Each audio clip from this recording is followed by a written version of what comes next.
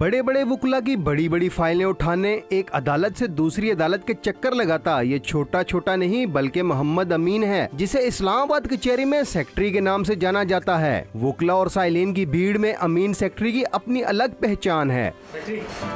ना भीख मांगता हूँ ना कुछ, मैं अपना वकीला के साथ काम करके अपने बच्चों का पेट पालता हूँ।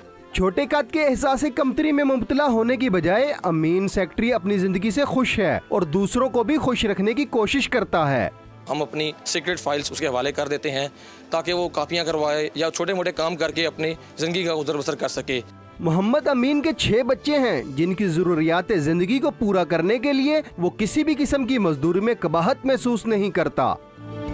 एहसास कमतरी में मुब्तला होने की बजाय छोटे कद का ये मोहम्मद अमीन सेक्रेटरी दिन रात मेहनत करके अपने बच्चों को माशरे में पूरे कद के साथ खड़ा करने की कोशिश कर रहा है। कैमरामैन मंसूर अहमद के साथ मोहम्मद ताहिर नसीर, डॉन न्यूज़, इस्लामाबाद।